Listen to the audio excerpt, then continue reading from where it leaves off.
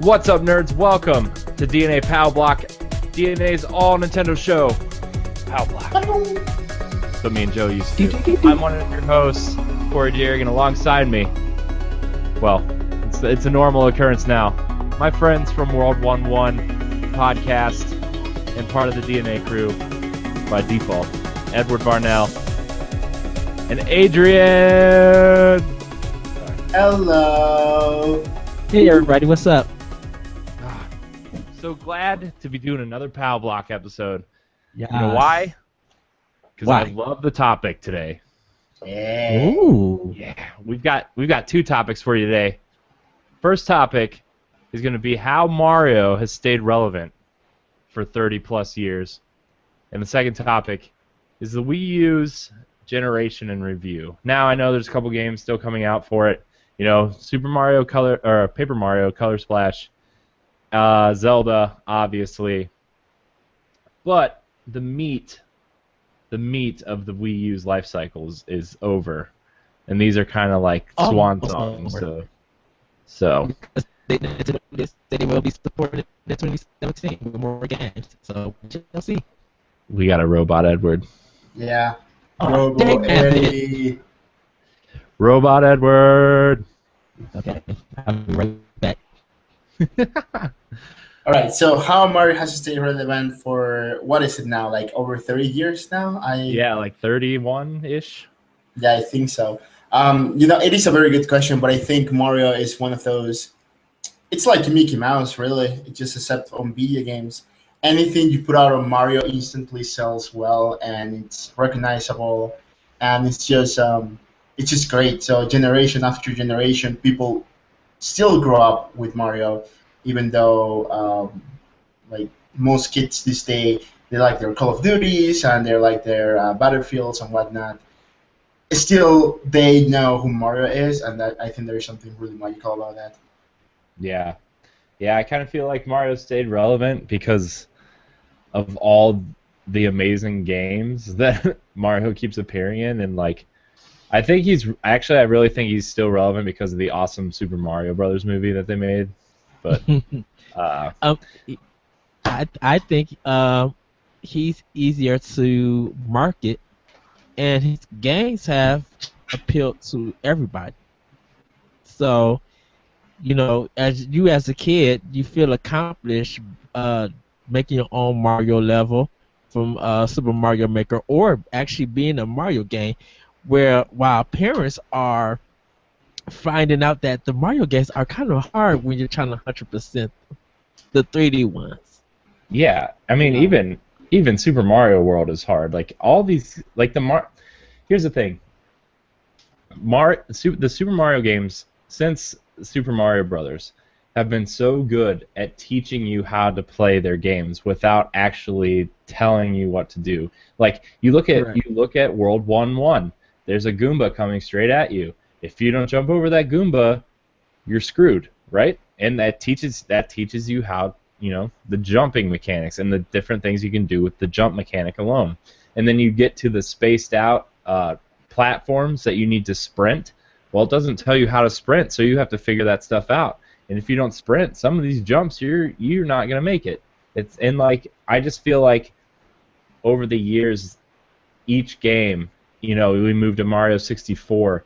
It doesn't really tell you how to play the game. You kind of just figure it out in the courtyard. You jump, you learn how to swim in the courtyard, you learn how to jump, you learn how to run, walk, tiptoe, based on how far you move the joystick forward.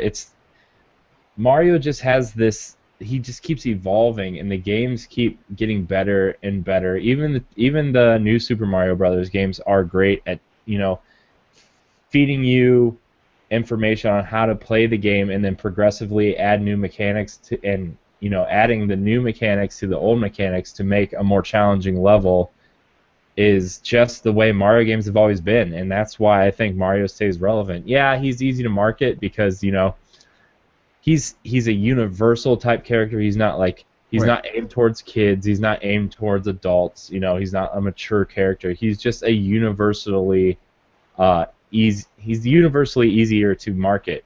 And it's that's why he stayed relevant, I think. And like Adrian he's kind said, it's like Mickey Mouse, you know, like Mickey Mouse isn't necessarily a kid's character. He's just an easy character to form a company around, and that way you can market things with a character that's universally loved. well, for gamers, he represents video games. He mostly represents Nintendo. Like, um, I think as like Mario being relevant, his power ups are like almost on the same level as Mario himself. Like the 1-up mushroom is popular. Everybody could recognize that. You know, they could draw that. His star, his firepower. Ever since the Tanuki suit was introduced, people got more into The yellow Raccoon cape, Mario. Yoshi, like all these things are Yeah, just part of Mario. Like those things are universally loved throughout, you know, the gaming culture. You know, just even today, like, you know, Wreck-It Ralph came out a few years ago, and like he throws the mushroom out of the box, you know, along with Snake's exclamation point, and like Yeah. that's. I mean, you know, it's not like a super huge moment, but it's a cool nod, and it shows you like, yeah, that Mario is everywhere.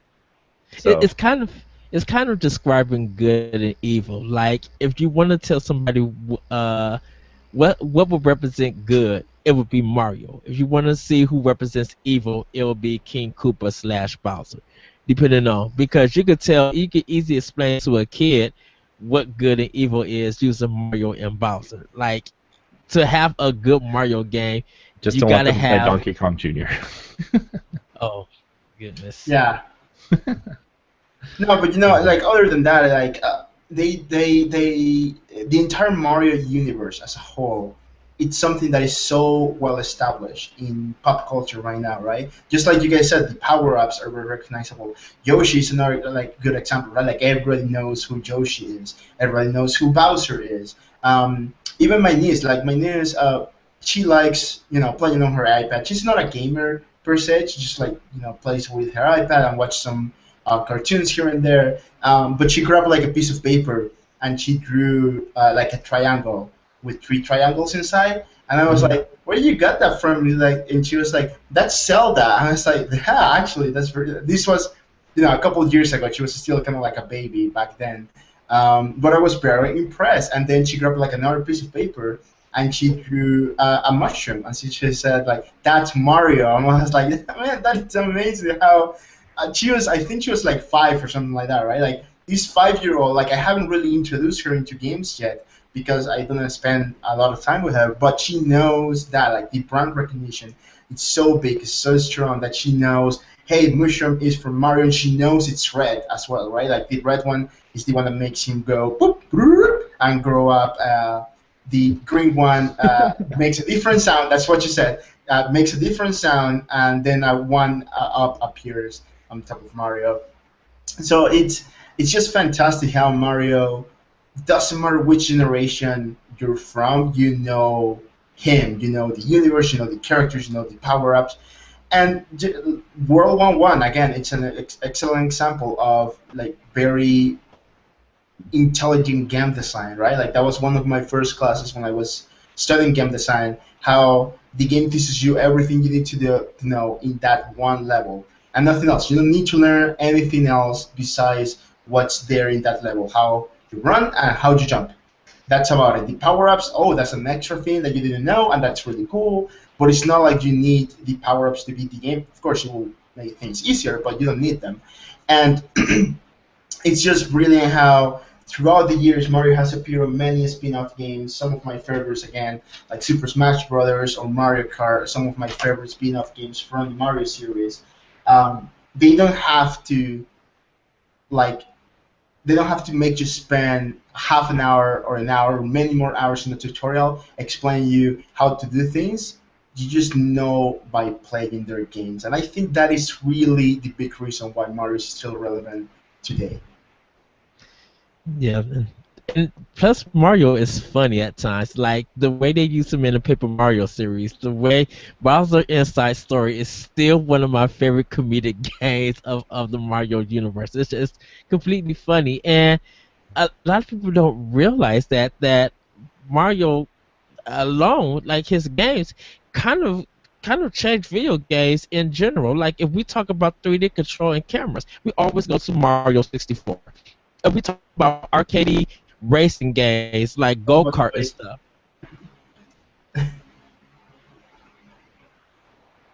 Huh? Robot What? voice for a second there. Oh dang it! No, but you're fine now. Sorry. So Oh. just continue. We talk about arcade fun kind of go kart games. Mario Kart did that. If we talk, we probably was amazed that no one was able to do what Super Mario Galaxy has done with putting him in space and making you actually feel that way. Like you would think, like this is kind of new and different. You know how Super Mario Wii or Super Mario New Super Mario Brothers Wii, New Super Mario Brothers Wii U, and the 3DS. Well, not the 3D, the DS one, but how four-player Mario could really make you hate friends. You know, something that simple could bring so much chaos, but it also could create more memories and more fun. Like you never experienced something like that from Nintendo. And the Mario series just does it does it right. Like people were happy that Super Mario RPG came back on the console. Like they love that game. Yeah. Yeah, I don't know. I want to talk about kind of our first memories of Mario for a little bit real quick before we head into this giant Wii U discussion. But the way I started playing Mario was Super Mario Brothers 2 was my first Super Mario game. And Yes. like I know that's not like a very popular It's not starting canon. point. Starting point. You shut your mouth. This is the best Mario. That's such a great game. Shut your mouth. I would drive to Canada. You drove to Mile. Canada. I know you are right. I did, and it was a blast. You caramel Kinexican, stop it. Jesus Christ. Oh my gosh, Sana's family was so awesome while we were up there. It was amazing. But You know I'm literally still jealous with the food that you I two talking know, about. it was so good. Oh, it was Still so good. jealous It was you the didn't best. Come to visit. It was the best food I've ever had in my life. How far are you away from Toronto? Far. I actually I- don't blame you for not coming. I'm very, like a driveway. It's very far. Okay. Yeah. I think I'm yeah. 7 or 9 hours from Toronto. Because I know if I go through Detroit, Michigan, cross over a Southern Bridge, I'll be in Canada. Then I'll just have to find Toronto that way. So I'm I not too think I'm far. at least. I think I'm at least half a day's worth of driving from Toronto. Okay. Because you're in Edmonds, right? Yeah, I'm in Alberta, which is like two and a half provinces away, ish. Anyway, sorry. Anyways, Mario 2, and like I'm sure you guys both started with either like 1 or 3 or maybe I- even I Even Super- I started with 1 and Mario Brothers on the Atari. So oh, man, I forgot about that. That one's coming on the NES Mini, isn't it? Yes, I'm excited about that. Oh my gosh, the NES Mini, that's gonna be so amazing. That's gonna be have a amazing. discussion. I can't Yeah, wait for later. the Super Nintendo. Next week's topic should be what should be on the SNES. We Can't had a discussion on World 1-1. So everybody listen to Wow. episode 16 of World 1-1 podcast, and you'll hear our discussion on what should be on the Mario Super NES Mini. And it's a train wreck, but it's so funny, and we just love video games. We're very passionate. It just went to hell so quickly. I I'm still working. stand- I'm working.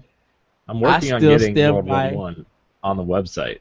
So Yeah. I'm trying. I still stand by that the Legend of Zelda Link to the Past should not be on the Super NES Mini. I What? stand still by that. Corey, don't Get- engage. Don't Get engage. out of here. This is- Anyways, before I start hating everyone in this show, both of you. For a few Mario, minutes, and then love us again. my NES experience was a little bit different than most people's, where like my cousin always had to have the latest and greatest system, and like I would always get his hand-me-downs. Oh. So like, I got a Game Boy right when it came out. My grandma bought it for me, and I had Tetris and boxing, and then he got me Teenage Mutant Ninja Turtles for Game Boy. But then I got his NES like a year later, and he gave me all of his games that went with it. But for some reason, like he didn't have Super Mario Brothers and Duck Hunt. I ended up getting that later, and I started with Super Mario Brothers 2, and I just remembered that first, like, where you pick your character. I'm like, wow, this is kind of interesting. But like, I already knew about like picking characters in games. I didn't think it was weird because in Turtles you could pick your character. You can pick which turtle you wanted. So I was like, oh, okay, whatever. Right. And like, I would always pick Toad because Toad looks the most ridiculous when he's running. He does. And I just remember that first scene when you're falling down, like the that black screen and all the like the enemies are there, and you have to go through the door to get into the first world or the first level, and it's just like, oh my gosh, it's so just iconic for me as an NES owner. And like, you go down those pipes to get to the dark world, and like you can find hearts and keys and secrets. And then some of them you go down, and there's the scary face mask that flies around and chases you around the level. I'm like, yes, I love him. He was frightening to me, but he was the Silent Hill enemy in Super Mario Brothers 2 to me, because I dropped that key and I was out. I was just like, I know I gotta open up this door, but I picked up that key and hightailed it out of there. Yeah, and I was like, oh my gosh. And then he ended up getting another NES because he was mad that he gave me his. And we would go over to my grandma's and we would play Double Dragon, Mega Man 2 and 3, and like, Castlevania and all these other games that I didn't have, but he had. And like, my NES collection is very small, but it is. I love that system so much, just because it's your first major system. Like, we had an Atari, but it was my dad's. I mean, we played it together, and the only game I really remember off Atari was Kaboom. But like, oh goodness, oh my gosh, that NES. I could run you a list of NES games I have, from Blaster Master, Bionic Commando, Rygar. Double Dragon 2, The Revenge was my birthday gift. Ring Kings, Kung Fu, just like my range of NES games was like impossible to touch. Yeah, and then like, I remember when my cousin got a Genesis, he ended up giving me his Genesis because he got a Super Nintendo instead. And I remember trading in like Mickey's Fantasia Magic or something, and a Castle bunch of Illusion? No, it wasn't Castle of Illusion. It was a Fantasia game. Really? Like, it had the word Fantasia in the title. Okay. And there's a bunch of crappy Sega Genesis games that he gave me. And I remember I traded in, like, this was the first time I'd ever traded in any games. We went to this little store by our house called The Exchange, and I traded in a bunch of Genesis games, and I got 2 games. I got Barkley Shut Up and Jam, which was a which was a NBA Jam like rip-off game, and I ended up getting Metroid for NES because I still have my NES hooked up, because when you're like 6 or 7, you don't pay attention to like generations or anything. Well, maybe you guys did. I still haven't beaten Metroid all these years. Dude, Metroid, that first Metroid game, it's clunky and it's got some weird. It's very hard, but and I realized that Super Metroid and Metroid Fusion and some of the games that came out afterwards are like way better. But Metroid is like, the original Metroid is one of my favorite games of all time. It is on my top 10 list. I actually need to buy 1 and I need to buy 2 because I never played 2. I know it's on 3DS and I need to buy it. Actually, I would love to do a Metroid retrospective and really go through most of the games. Yeah, we should do that. That's going to be a setup on our website. Thanks for the idea, Edward. Well, Metroid Prime Federation Force is coming out, so. I know the demo, the Blast Ball demo's out. Did you guys download it? I have not, no. I have That not. reminds me. Where is my 3DS? I need to download that. It's back there. No, my Nintendo experience in the other days was even different and probably more limited than you guys. Of course, I didn't grow up with an NES. I was old already. No, I was a kid when the NES was like living, and the Super Nintendo was kind of like entering-ish, right? But I grew up with a Sega Genesis. I was a Sega kid. The few Nintendo games that I played when I was a kid were through my cousins, and like, you know what? For the life of me, chances are my first Mario game was Super Mario Bros. 1, maybe even Super Mario Bros. 3. I do remember in grade 6 I play Super Mario Land 2 on Game Boy, that a friend had it. But I think my first... Such a good game. It is a fantastic game, yeah. A great music, too. Yes. The Mario game that I have the most memories with, the one that to this day, it is still my favorite Mario game, is playing on my Game Boy Advance the remake of Super Mario World. And, I mean, oh my god, did I love that game. Like, all I did when I got that game was playing Super Mario World back and forth all the time. I probably went through like 100 AA batteries on my Game Boy Advance just playing that remake. I was obsessed to the point that I remember 100% in it, and I was sad when I did it because there was nothing else to do. I was like, well, like, what now? Like, where do I go from here? It's so weird that you mentioned that game, Super Mario World on the Game Boy Advance. Because I don't think the Game Boy Advance had any original Mario platforming games. I think it had just Mario Kart. Robot and- Boys. Huh? Robot Boys. Robot Boys. Oh. Edward's having a robot voice moment. He always It's Google. I know. I need to get on Lee. Lee. He's building my PC for me, and it's coming along. But I cannot wait till that thing comes. It's gonna be so nice. It's gonna be so nice. It's just But, weird that the Game Boy Advance didn't have a original Mario platform game. Like what New Super Mario Brothers was the Robot first Boys. Robot Boys. I'll be right back again. Okay. Ah. No, but yeah, that was my experience with Mario. That's the experience that I remember the most. And you know, like after that, playing Mario Kart Double Dash with my friends, playing Mario Kart 64, of course. I mean, who didn't? Playing Mario Strikers on GameCube, or I remember when I got Galaxy for the first time on the Wii. I was already in university, and all I could think about was going back home and play Mario Galaxy. Like, I was doing bad in school actually for a while there because I wouldn't study just because I wanted to play Mario Galaxy. I was super crazy about it. Mario 64. I mean, who doesn't remember the first time they played Mario 64? I mean, honestly. I do.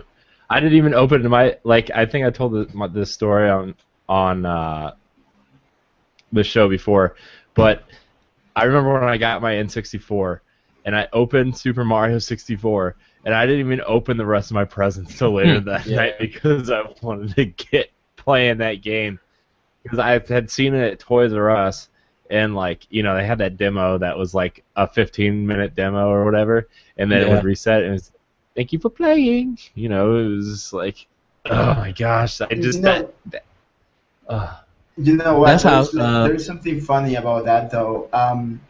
Again, because I don't fully remember me playing Mario Bros. Or Super Mario Bros. With my cousins or anything. Like, that's like very foggy. I honestly, sorry, I don't remember my first Mario game.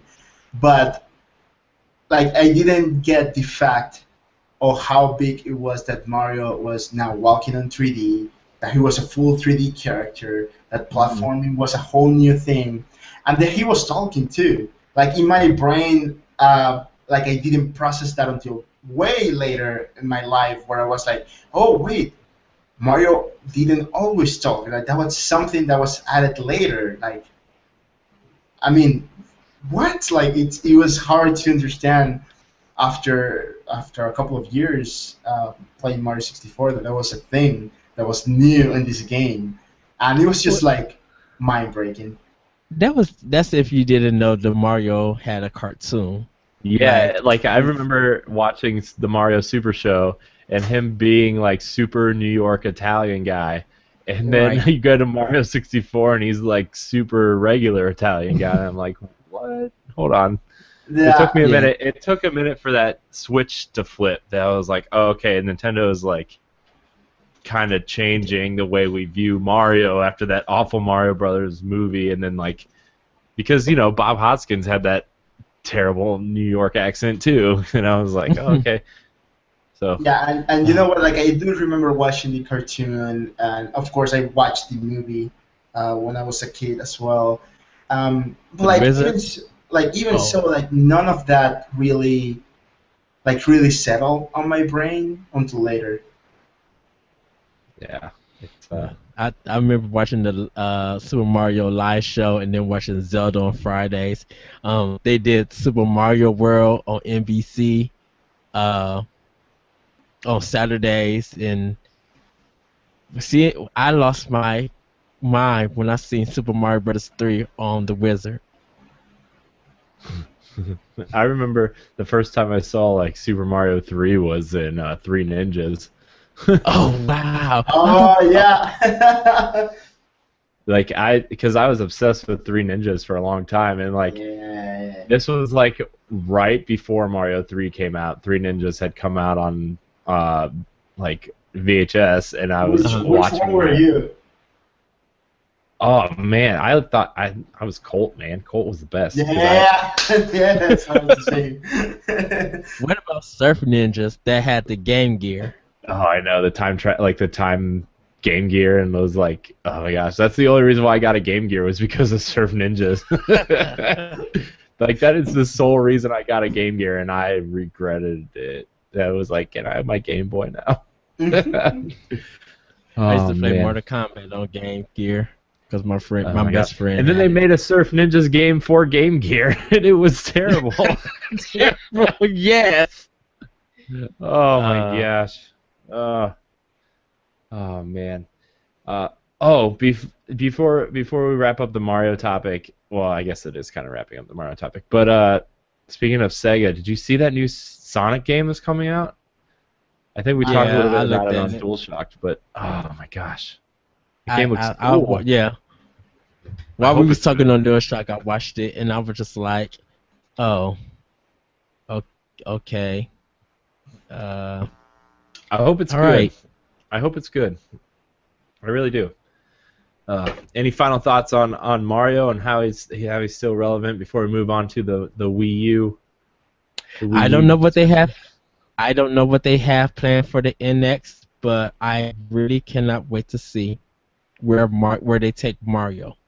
I hope they continue to make some more side games, and I just hope people still love Mario after we leave this generation. Like when we leave this world, not death and stuff. I hope that people just realize how important Mario still is, and how people just get into his games and play him and see how historic he's been to the video game industry and just in general. Yeah. And also bring Mario Kart Double Dash to Wii U and NX Nintendo. Come on. I hope there's a Double Dash mode in the next Mario Kart. That's all I want. We talked about that last week, I think. Yes. I want to pop more people with red shells. That's what I love doing. I just to wrap up, I think one of Mario's success is just being adorable and not caring about story driven or anything that like that people are caring about games nowadays. Mario's Mario. He's good at what he does, and he does it really well. And that's one of the keys of his success for sure. Yeah, yeah, for sure. Favorite Mario game? Favorite Mario game, Super Mario World. Ooh. I know I said Super Mario Brothers 2, but my favorite has to be well, I can't say Yoshi's Island because that's a side game. We know it has Mario in it. No, it's Super Um, Mario World 2, Yoshi's Island. um, Super Mario 3D World. I I adore that game. That From game is music. way better than it has any right to be. Like, Oh, it's I'm I so upset that people are like legitimately skipping it because it's not a and it's Galaxy or a new Super Mario Brothers. and it's 1999. Like everybody should like if you own a Wii, you should have that game. Like I went on Facebook and I went on Twitter. Like every time I finished the level, I was posting a status, be like, okay, I love this level. But it probably has one of the best soundtracks ever.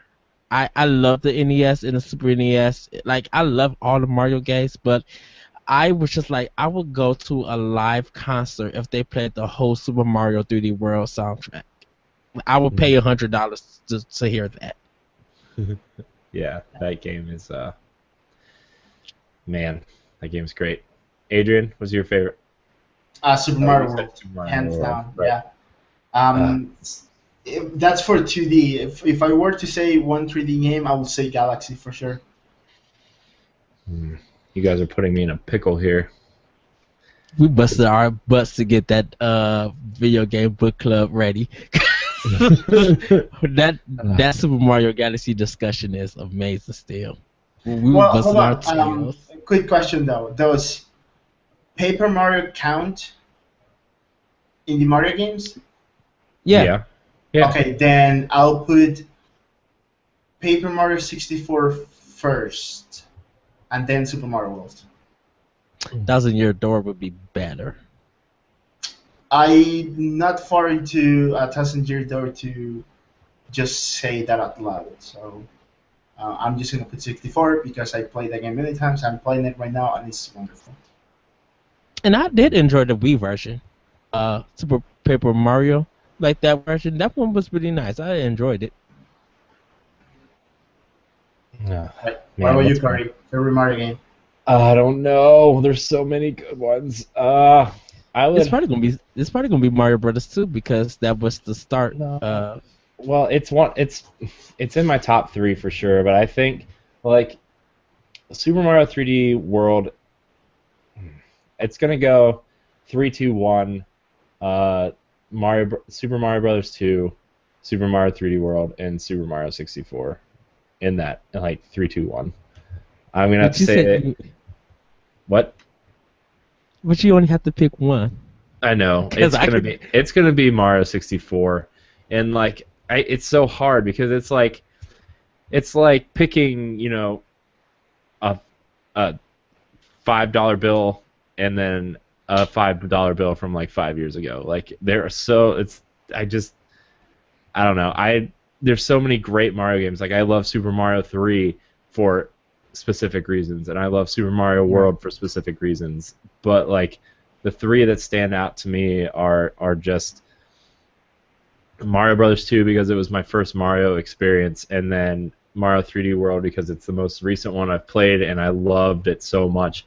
And then Super Mario 64 was like the game I always tell people that got me like hardcore into games and like reading every single gaming magazine that came out, like not just Nintendo Power, was Super Mario 64, and it came out at an age where I was like, I didn't understand games all that much for a while, and like everybody had Super Nintendo and I had Sega Genesis, so my gaming experience was kind of isolated, and I had great experience on NES, but I was kind of young to be understanding the mechanics of Final Fantasy or Dragon Warrior or games like that, and like Mario 64 was the one that kind of pushed me into the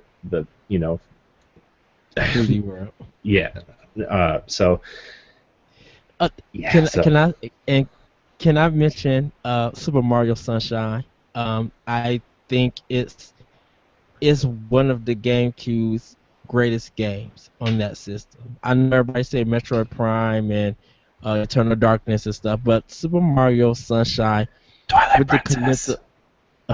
Calypso music, the water is still like one of the best things that happen in video games with water. Like it's it's it's one of my favorites. And that challenge in the game. If you try to get everything, it's gonna deliver to you a challenge. Because when they remove everything and it becomes N64 meets Dark Souls difficulty, like you not only have to pay attention to your shadow, that shadow has to land precisely on something so you can have correct platform. Yeah. Yeah.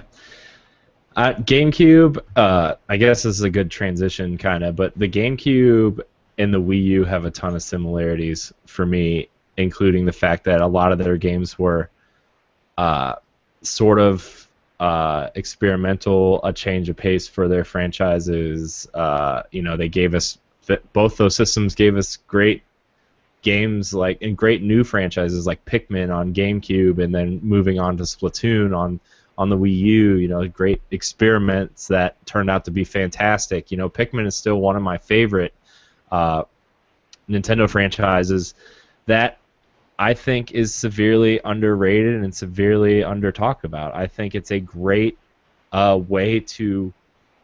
It's almost like a beginner's real-time strategy game almost, and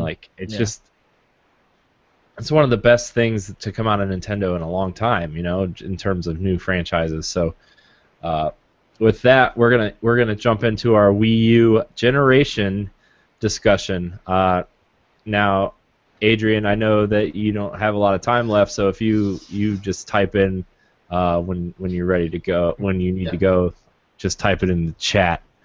Well, maybe we'll just continue this talk next week, like we always continue a talk like the N64 one.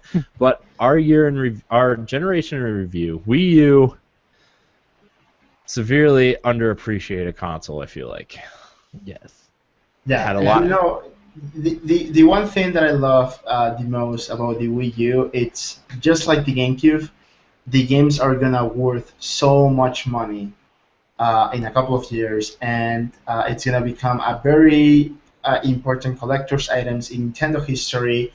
And we're gonna be one of the few people that are gonna be saying, "Yeah, we love this system from the get-go," and that's not something that a lot of people will be able to say.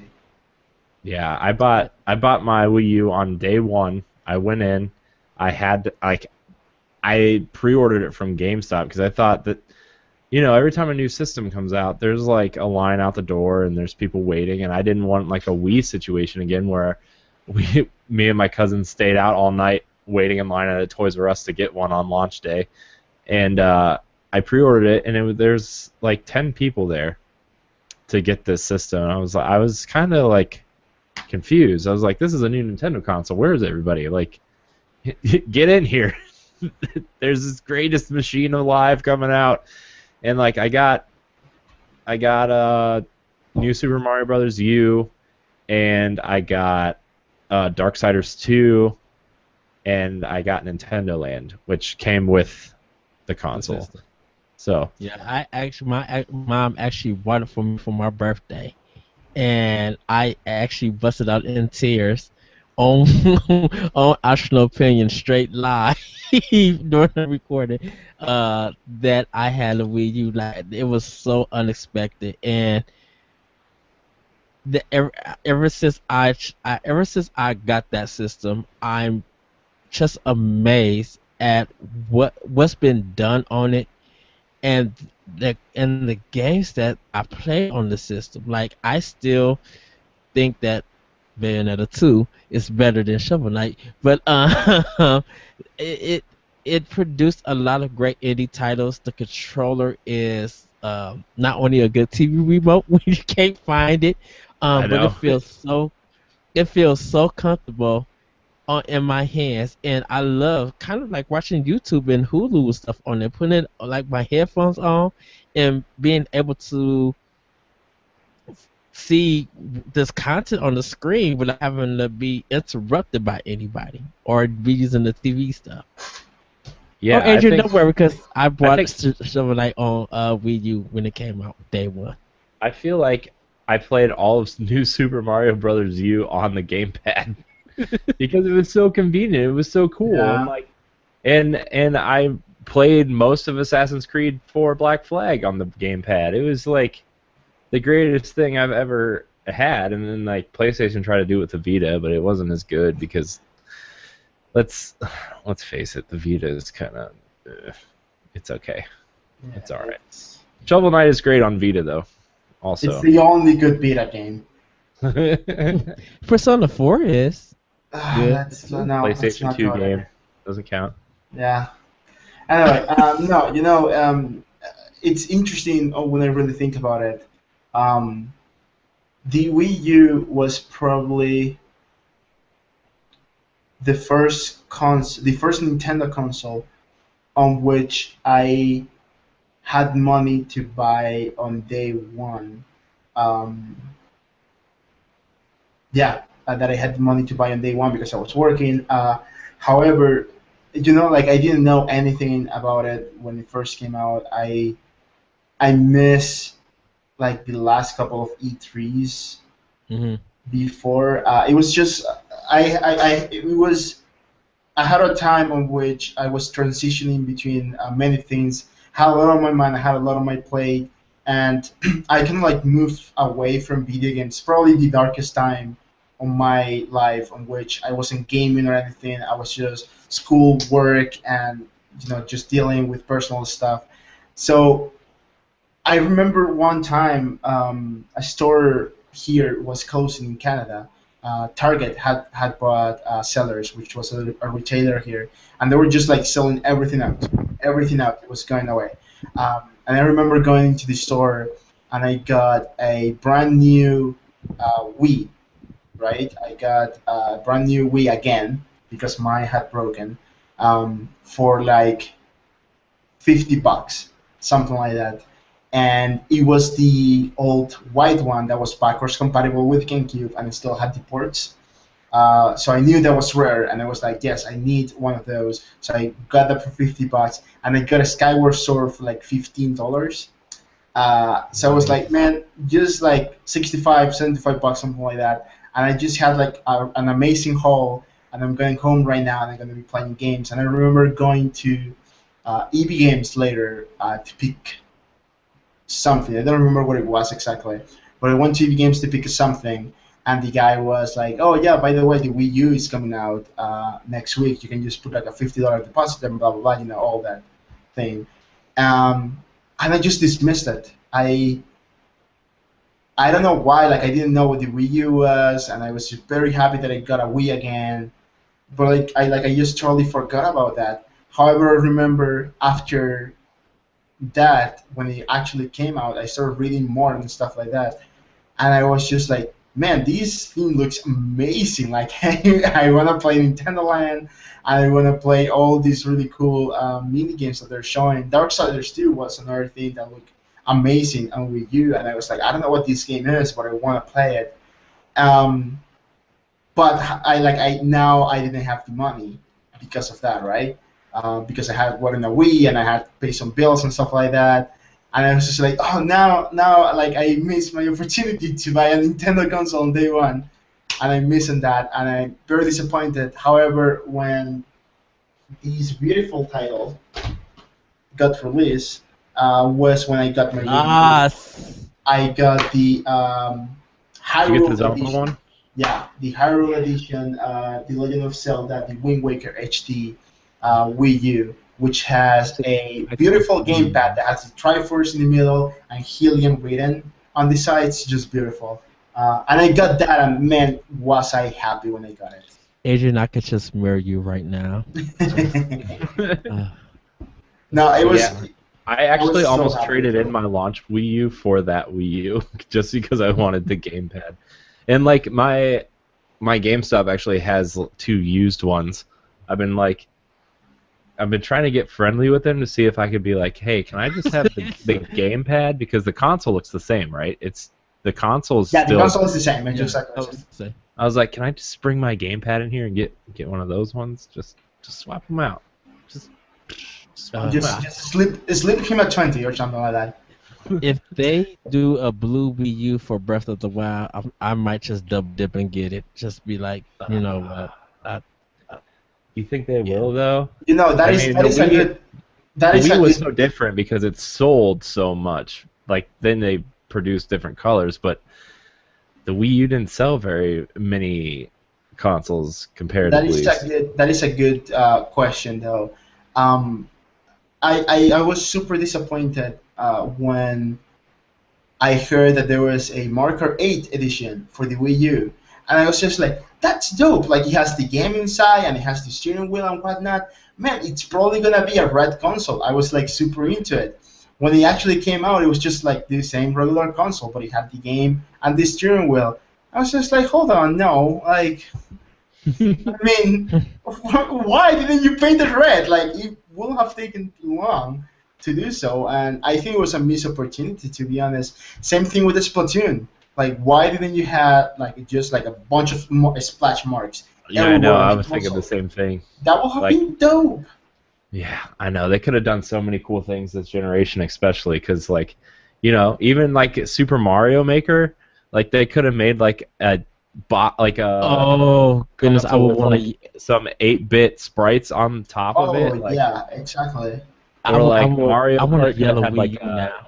a checkered flag, or like, I don't know. I just feel like there's so many games they could have done something cool with, or like, even like Zombie U when it launched, like they could have had like a. I know this isn't like a kid's version of the console or anything, but like a blood splatter thing similar to like what Gears of War is doing for the Xbox One Slim. Mhm. Yeah. Like I feel like they could have done so many different things, or even like Pikmin. Or Star Fox could have had like a silver one that looked like there with like blue Ooh. Like marks. the Arwing. Oh, Yeah. that would have been beautiful, man. Oh, Yeah, I I- would have bought that. Like a silver one with some like dark blue trim or something. Like, you know what? You want to sell Wii U's? You should have launched a Mario Maker 30th anniversary special edition of the Wii U. Oh, I you want a put- yellow one. I You know. put a exactly. You put like a yellow console with like an embroidered something 30th anniversary logo on the console With the 8-bit Mario. with the 8-bit Yeah. Mario. That's it. I would have bought they could another. have had They could have had a killer bundle. They could have had like that console with the 30th anniversary amiibo and the boxed edition of Super Mario Maker, the one with the art book and everything, Yeah. and sold it for like $50 more than the regular console or something. $349.99. Man, Oh, we need to be we on would've got- Nintendo's marketing team. We would have got phone calls at my job seeing how much do we have it in stock. Like, yeah, you better come in because we're not holding this console. Better yet, I should surrender my credit card to one just to get one. Oh, Yeah, man. it was a missed opportunity, and it's very sad. But I think the Wii U will be remembered down the line as the console that could, but sadly didn't. Because What I if mean, it? I just thought. Sorry to interrupt, but the Yoshi's Woolly World one. What if it was like Oh, a textile outside, like looking thing? Oh, yeah, that would have been beautiful for sure. Yeah, like they could have done so many interesting things with the console, which makes me really sad that they didn't. Corey, I love you. Marry me. Oh man, yeah. just get married already. Yeah, I just like. Oh my gosh, that would have been amazing. Or I don't know. Shovel Knight could have had one. That would have been cool. A Shovel Knight would have been amazing. But like an NES remix one, a Captain Toad, a Donkey Kong Country Tropical Freeze. Like there's Yeah, so many Donkey cool Kong could have games. come with a yellow console or like a yellow controller, like it did for N64. That would have been like a cool Yeah. throwback thing. Yeah, exactly. Banana yellow N64 controller all the way.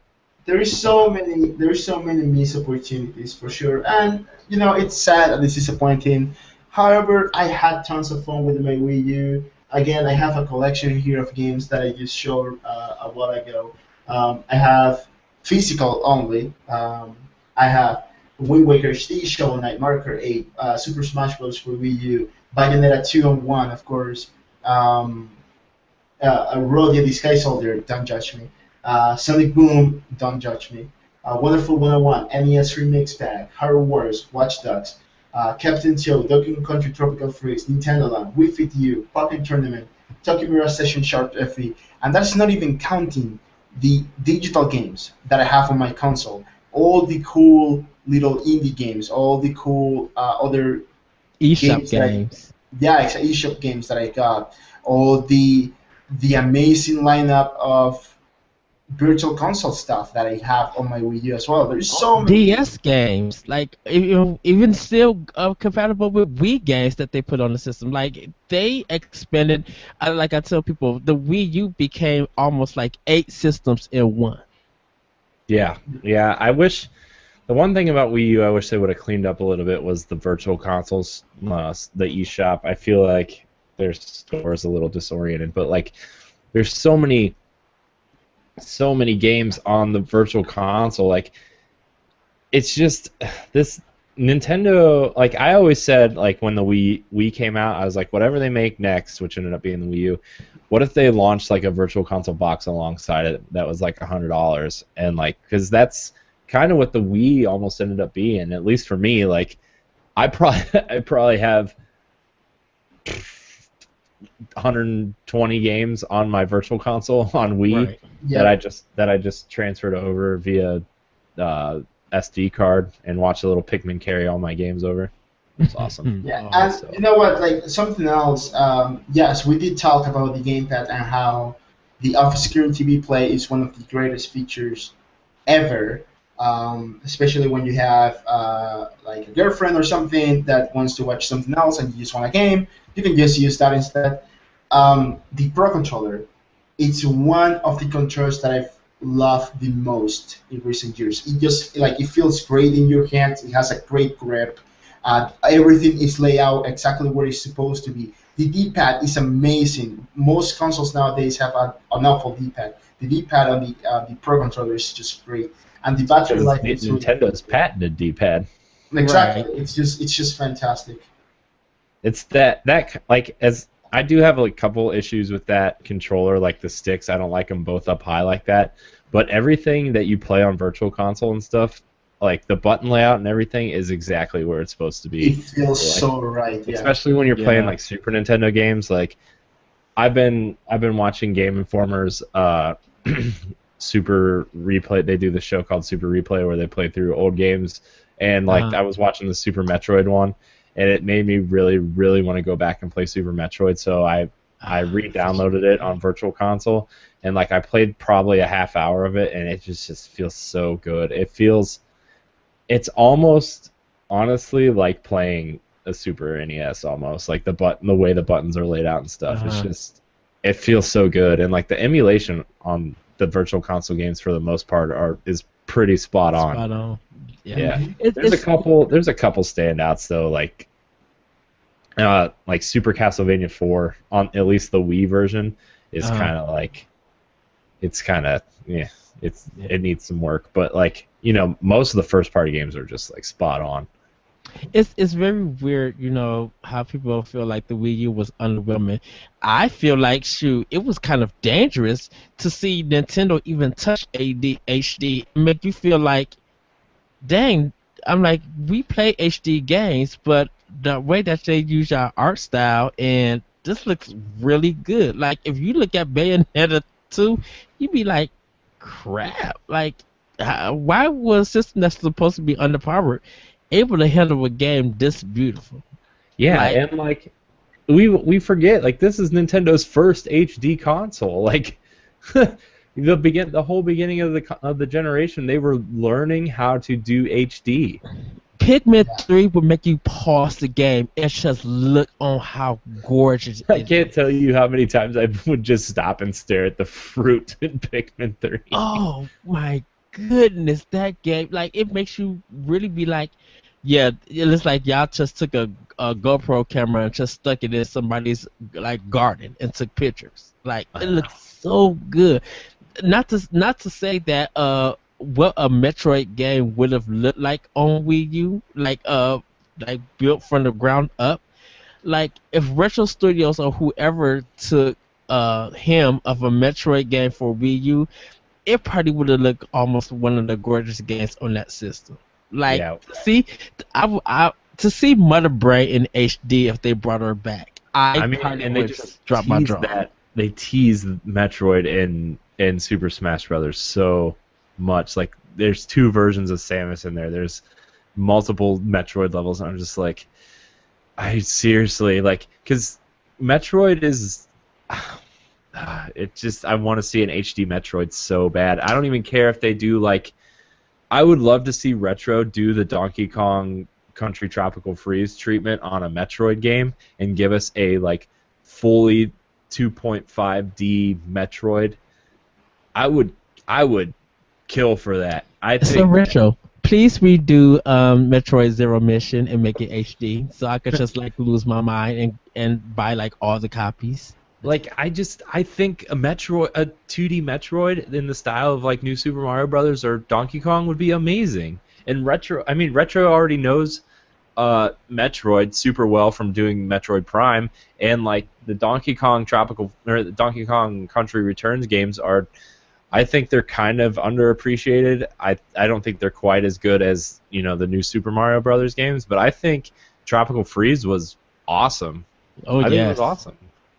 Yeah. So You know what? and to put that time and effort into a Metroid game, I'm just like, my face is melting. That really speaks of Nintendo's creativity when it comes to art styles, for sure, right? Like Yoshi Woolly World, it's one of the best examples of how you can make something look so beautiful out of yarn. Like, I mean, it's just unbelievable. And to make it look in HD, beautiful graphics, beautiful gameplay, it's just great. Like, I remember the first time that I saw the Smash trailer and how like Link's hair was just like flapping about and like all those tiny little details. Donkey Kong's like fur as well, right? On Tropical Freeze. You mentioned the fruits on Pikmin. That is another great example, right? Kirby's Rainbow Curse. Yeah. That game. Exactly. It And that looks was like somebody was just like poking the game. yeah. And that is another, like, that's an excellent point that I wanted to make is, I mean, if Kirby made it look so beautiful in HD and clay, just imagine if they had launched, Oh yeah. if they had worked on like an Earthbound game that had the original clay style from the strategy guys, like on Wii U, that would have looked so good. Yeah, So what good if they that did like everybody will just flip out. like a claymation version of Earthbound? I with, don't like, ugh. I don't know how to contain myself. Like, I think people will be like, well, people will first be upset because they didn't bring Earthbound 3 to USA and whatever. But Earthbound and Claymation, like Nintendo doing that top down 2D Claymation, like, think of the crazy attacks. Like, Earthbound is already crazy with their enemy attacks and the names and stuff. Them do a Claymation, they could go above and beyond in character designs. Yeah. Yeah. I think it will have looked so well that it will have probably put Wii U back on the top for a while, at least from a talking perspective.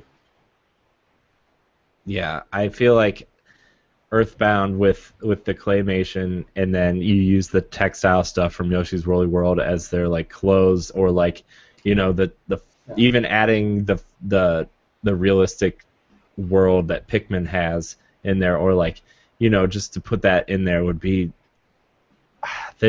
that's just a beautiful game waiting to happen. And there's Nintendo has so many things at their disposal that, like, you know, as much as I love the Wii U, I cannot wait to see what they produce on the NX with, you know, all these rumored specs and stuff. Who knows what's real and what's not? But, like, you know, I would love to see a full-fledged Fire Emblem game. I would love to see, you know, F-Zero. Like, what would an F-Zero game look like on here? Like, I know Fast Racing Neo is basically F-Zero, but I want, like, F-Zero. You know, it's I think the Wii U was super underappreciated, but I also think I feel like Nintendo's resources are so scattered between the two consoles, or the two systems, you know, with 3DS and everything, that, you know, if whatever the NX is, if it's the hybrid console, if they have all hands on deck for one console, like, I feel like Sony and Microsoft are like, I feel like they're secretly scared of Nintendo. And no, like, I don't think they're scared. I think they're ready to follow what Nintendo does next, so they can outbeat them. Like they always do, but that's a conversation for another day for sure. yeah. I mean, I will say this with the NX coming. I still don't care for third-party support for that system or any Nintendo system from now on because of what they what the content they give. I just want Nintendo and pretty much indie games to still support the system. Like third party, they could do whatever they want to, but I feel like that third party don't want to be creative on a Nintendo system, or they want Nintendo to pay them exclusively to make a game for that system. And I really don't care for that or want that. I would rather Nintendo give me great quality games and indie, and and keep supporting indies. Like, still work with Unity if they feel like they want to do Unreal Engine 4. That's fine.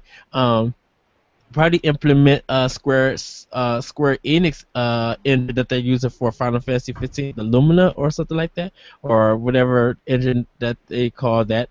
Like, just make sure that good games and great art styles and stuff that we're going to talk about and become memorable with continue to come up for NX. Like, because I feel like a lot of great stuff came out for Wii U that people just didn't care for because it was so hyped on what third party had to offer. And one of my things is that, like I said, if you're a third party company and your game comes out and half of the copies that you sold that you boast about is at GameStop, that's a problem.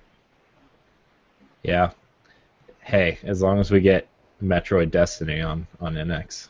Oh no, I'm still against that. 100%. Man. Yeah, the Wii U is a great console. I feel bad. I feel sorry for the people who didn't experience some of these games on there, and like, they're missing out. Nintendo kind of is fading away from the younger generation in terms of nostalgia, and I think that's where we kind of get hooked on that, because a lot of kids are growing up on touch screen stuff, which I think Nintendo is smart in getting into the mobile market. And the gamepad was kind of trying to capture that, but didn't quite capture it.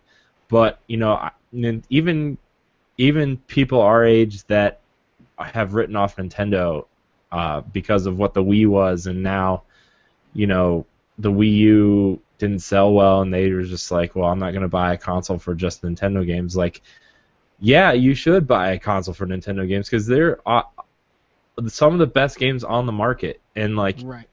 Nintendo is so underappreciated these days that like I feel like I don't want them to get lost, and I really want the NX to be something that stands out.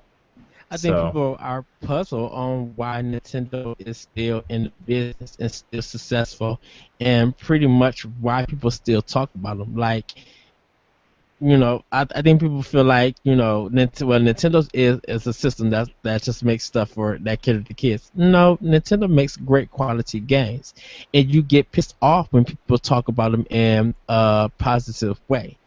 Like people, you think that gamers are supposed to be walking away from Nintendo, and it's just like no, Nintendo is pretty much delivering the stuff that defines what a video game is. They don't talk about, they don't use big words and talk about online functionality. They don't show trailers of what the game is going to be supposed to look like, and you don't have an idea of what the gameplay is going to be. Like Nintendo comes out and be like, this is our art style, this is some of the stuff that you could do. Heck, people are still watching the Smash Brother reveals of the characters and learning the combos and stuff. Like people got hyped about Mega Man and stuff. Like that's what Nintendo is. Like trust me, I got more out of watching Nintendo's conference and stuff than I did about Bethesda with Prey and Quake Challenge. Like really, like I still don't know what those games are really about. But Nintendo will be cool enough to show me, hey, this is what we're working on.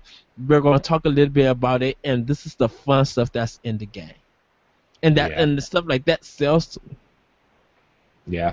Yeah, for sure. I am with you there that I was really confused on what Prey was supposed to be. Honestly, I feel like it's may be a futuristic Dishonored, but I mean, that's a topic for another set of shows completely. But we're gonna wrap up this discussion, but quickly, what are your guys' favorite Wii U games? Super Mario 3D World, Bayonetta 2, Shovel Knight, Guacamelee, The Legend of Zelda, of course, Wind Waker HD, and Twilight Princess HD. Beautiful Joe 10, not Beautiful Joe. Sorry, Wonderful 101. Xenoblade Chronicles X, Super Smash Brothers. That's favorite, not at least a favorite. I'm sorry. I still need to unwrap my Star Fox Zero. I still gotta play that. Sorry, I've been playing other stuff. But pretty much those like are some Pikmin 3, Super Mario, Wii U. Are you reading the Wii U wiki page to see if you're hitting? Splatoon. I mean, Splatoon. Like it surprised me on how fun that game still is to this very day. Like it's one of the games that you pop in and you can play for hours. Like, yeah, I'm gonna play 5 matches. Didn't realize that it's 3 o'clock in the morning. You've been playing since like 10 in the afternoon. Like it's that kind of game. Yeah, and the way that game did the 3-minute matches and like there's so many smart things about that game that you wouldn't think would be great ideas, but end up being great ideas. It's great. Adrian, what are some of your favorite Wii U games? What do you suggest people who should go buy a Wii U now? I will say my favorite indie game on the Wii U is of course Shovel Knight. I think it plays beautiful on the Wii U. However, my exclusive Nintendo game on the Wii U, I will say Mario Maker. It's just great the way it uses the gamepad in probably the best way to use it, and there's just so many Mario levels to play. It's just unbelievable. That's why it's my favorite Wii U game. It's just infinite Mario games. I mean, what else can we say about that? I mean, it lets you create and you really sit back and think about. It's a good thing to use to teach about gravity. Because, like, really the Mario games, it's about gravity and how it works. Like, if you got to time your jumps, you got to put the platforms right. All of that is based kind of around gravity, and Mario Maker does it perfectly. Wish, Adrian, I need to start playing more of your levels, and I need to start making some more levels. I haven't made one in a couple. Well, I guess a couple of months now, but. Yeah, I guess I want to just go back into Mario Maker and just play like crazy though. Like I think I'm gonna start doing that. Yeah, I love everything I've played on Wii U. I absolutely adore, and like there's some games I still need to get to, like Xenoblade Chronicles X. I still need to sink some time into that. I need to play that, and I need to play Twilight Princess HD because I want to reflect on how these games affect affected Breath of the Wild and like how that game evolved from these, because Monolith is working on Breath of the Wild. But in terms of Wii U games, Shovel Knight is the best indie game by far on any console, I think, right now. So especially with all that free content and the expansions that have come out and the amiibo support for multiplayer, like Shovel Knight hands down is one of the best games I've ever played. But in terms of Nintendo exclusives, Mario Maker's one. I haven't really dived into creating levels because I'm not great at making levels, but do it. Playing other people's levels is so much fun. And Super Mario 3D World, it's the first Mario game I've gotten into since Mario 64 that I really sunk a ton of time in and tried to collect every little thing. It recaptured my love for Mario, which ties it back to the first topic, like why Mario is so iconic. And this game is so vastly under talked about in terms of platformers and Mario in general, and it's just so creative the way it gives you these little bite-sized experiences, but still the levels are so well designed and so challenging, especially towards the end. And gave us Captain Toad Treasure Tractor, which is still one of the greatest games. Oh, I love that game. Yeah, I know. It's so good. Oh, I'm sorry, Corey. But I'm just getting so happy about Nintendo. I know. Yes. Yes, Captain Toad. But that's gonna wrap up our show. We all have some things that we need to take care of. So maybe we'll just continue this discussion a year from now when Zelda comes out. But Adrian, Edward, thank you so much for joining me. Make sure you download Tuna Cycle, Adrian's game. Dude, I played it today on break at work for like 20 minutes. It's so good. It is seriously so good. It's so addicting. Edward, your podcasts are great. I love World 1-1. I love that you're here with me every other show that we do. It's fun. Adrian, I wish you could join us more often, but you're always so busy, like, because you're a pro game maker now. Yeah, I think for the most part, I've joined quite regularly, and I really like that, for sure. Yeah. So, thank you so much for joining us this week. You can find all of our content on digitalnerdadvocates.com and our YouTube page. Sorry, Edward, we're not taking the time to plug all your super awesome things. That's fine. World 1-1 podcast, optional opinion. Look for his blogs on our website and multiple other websites. Adrian, check him out on thefrozenmachine.com and check out his game Tuna Cycle. You can find all of our content on digitalnerdadvocates.com and our YouTube page. Like, subscribe, and share. And until next week, we are out. Bye. Bye. Woo.